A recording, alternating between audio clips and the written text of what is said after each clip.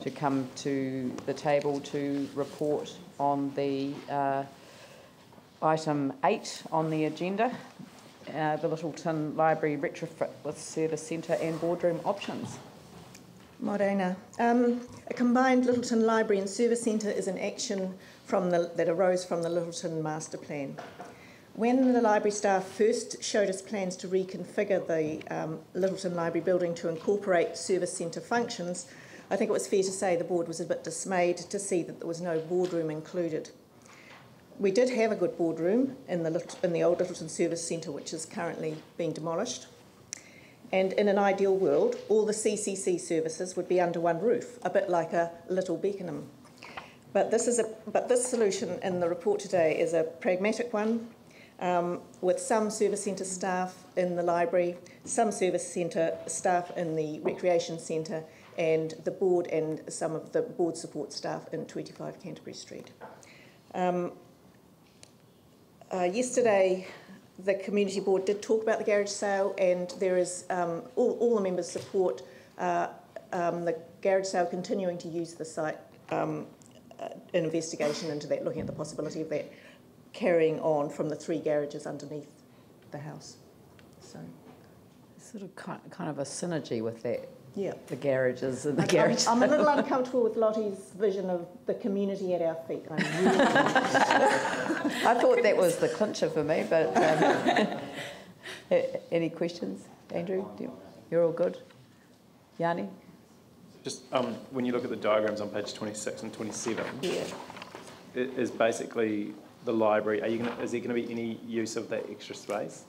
One of the options that was investigated was putting the boardroom in the basement of the library, but apparently there's 2 big columns that prevent a space big enough for a boardroom to being an entire space. There would be 2 columns in the middle of it, and so that was the main reason. And it doesn't seem so from the photograph because it doesn't show the Working Men's Club building next to it, but it's actually a real alleyway there, and it's not the kind of transparent setup that we were hoping to achieve.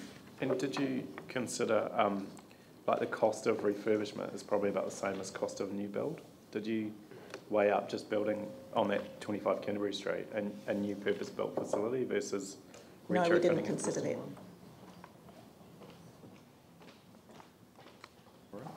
I mean, maybe staff can answer why or what they looked at. Remember? Sorry? Yeah, I mean, for every other facility we're looking at, I mean, I like the idea, I support this location, I understand the rationale, but we've been told that, you know, I mean, we always generally get options around what a new build would cost versus retrofitting an existing one, particularly for things like operational maintenance, life cycle costs, etc. There should be a staff member that could answer. We did say we didn't like the concept that was presented in the illustration, and we weren't sure that would go down very well in Lyttelton.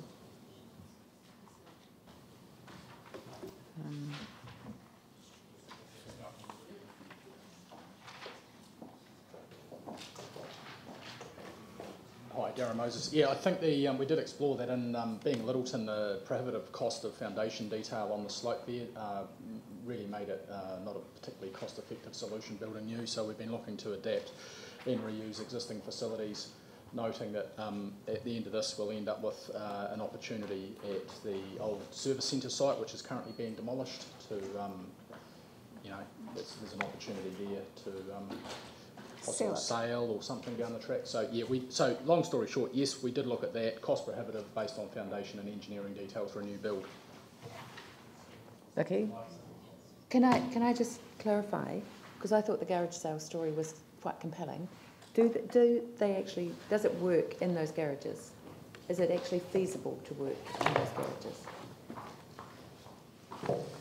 I'll introduce Carissa, who's actually the project manager and probably has a lot more detail on that, so I'll let her do the talking.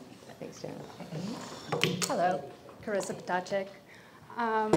We've started that conversation. The big constraint there is actually resource consent and the requirements for parking, but I think we really have an opportunity to work with Project Lyttelton to see how we can maybe make both of those a possibility, or at least investigate those options. And if it's not done now, that it can be done maybe in the future. So apart from the resource consent, it is physically possible to use it? Yeah, this Okay, space. that's So cool. there's no safety issues with respect to the building or anything like that? So if you look at the picture on page 27, you can see the 3 garages. Yes. underneath. Yeah, but we're just concerned about the safety and well-being of the people Yep. Working there? And in And I would have to know a little bit more about all of the constraints and the timeframes that there would be in the building and everything like that before I could give a complete answer to that. But at this stage, I wouldn't see that as a problem. In terms of the design, this is just an artist's impression, but you will be talking to the community about what's appropriate. Yep. Because I think, you know, Lyttelton's got an amenity value, having previously lived there, that would need to be taken into account in designing the right Yeah, front-facing and as well, features. there are very strict guidelines for resource consent to actually get that as well. So, Great. yeah. Good. Paul? Just following on from Yanni's point, just the $400,000, there is no QS attached to the report, so we don't really know what $400,000 covers. Yes, at this stage, we're still really just doing the concept and the planning.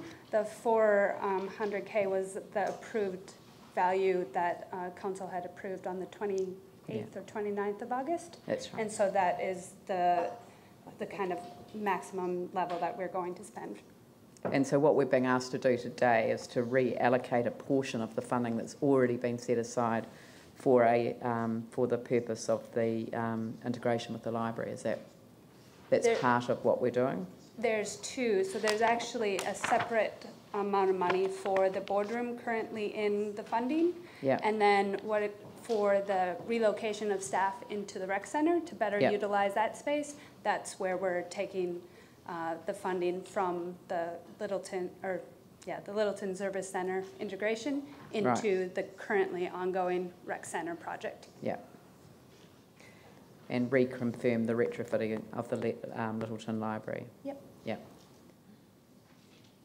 Anticipating the continued use of this particular site by the garage sale, the board has made a submission to the district plan review to change the existing zoning, which is residential, to commercial.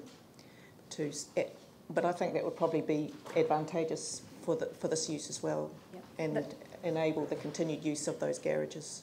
That is another one of the resource consent requirements, or it would make it a lot easier. Yep. Right. Okay, so that's good. And staff are supportive of that plan change? Yep. Aspect of the district plan, right? I don't know. So is there anything else? I think that in future it would be better to put what the costs of the alternative would have been in the report itself, because I mean I can accept also, you know, from a Lyttelton perspective, that we know that the foundation and detailing requirements of those sort of slightly hillside areas, that, I mean, yeah, right. I mean, there are challenges there that I know that sometimes it tips things well over the line very quickly, even before you get to the above ground. So, but it would actually, for a you know, good governance point of view, it'd be good to have the amount actually written into the report. I mean, I'm fine to support this today, but I would like some information about life cycle costs as well, because that's the other thing that we've put into other facilities, where we've looked at what is the ongoing operational cost. Well, except that we've already signed off the amount. I mean, this is the original amount was signed off, and it's partially a reallocation and partially new money. Is that right? There's no request for additional funding. No. We're working within the budget that council approved as part of the tranche 1 priority projects on the 28th of August, and delivering an outcome and a result that clearly will suit all parties. Right. Yep. So that may have been in the original report? Sorry, the question? The life cycle costs? So if we have an old building and we retrofit it, and then we get into sort of like ongoing maintenance of $30,000 a year, compared to a new building that we build, which costs $5,000 a year to maintain, or electricity, etc. Like, has anyone looked at that? Because we've done that for other things like Bishopdale and Riccarton, but we haven't seemed to done it for this one. We haven't done that specifically yet, but what we're also doing is, as part of the renovation and retrofit, we're ensuring that the designers are taking into account the ongoing operational cost of the building. So we're allocating materials that will help reduce the operational cost long term. Because that's what you're looking for. But this should have been raised in August. So this is Well, we didn't have reports in August. It was just councillors just put forward ideas, and it was just a line. It was one line. It wasn't reports. Was it? Madam Chair, though, it sounds like this is all slightly irrelevant, though, because at the end of the day, we've heard from Darren that it is cost prohibitive to look at a new build anyway due to the foundations. So if we can't go down that path, then there's no point really exploring. Yanni's raising a very good point, actually, which is that it isn't just the cost of the foundations in the ground and the new build, it's the ongoing OPEX that's associated with a brand new building versus a retrofitted existing building. But if a brand new building is going to be straight out cost prohibitive due to the foundations, there's no point really looking at the OPEX of what a new build would be anyway, because that's not an option. So given that it's a retrofit, then you'd look at making it as cost effective as possible with the operation. Yes, but you have to have both figures when you make the decision, and what I'm saying is we made the decision back in August. Do you want to hear from Dave? Following on from that, we will be building in into the design a minimum life cycle cost, so that it is actually a modern, fully insulated, it's minimum energy cost, it's got all those features of a new building, and we will be looking at materials that will give us that long. So it's certainly in the design of all of our facilities, whether they're new or whether they're retrofitted, that is a really fundamental design parameter that's definitely accessible as well. That's very good. So, legal for the board. So Andrew would like to move the motion. I'd like to move, but I'd like to move it with a small amendment to paragraph 5.3 to add the words, including consideration of space for the Lyttelton garage sale in the basement of the building.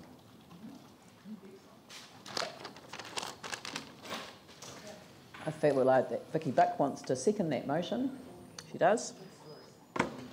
All right, is there any discussion? I'll put the motion. All those in favour say aye. Those opposed say no. That's carried. Thank you all very much. Thank you. Have you got another item, Paula? Because we might as well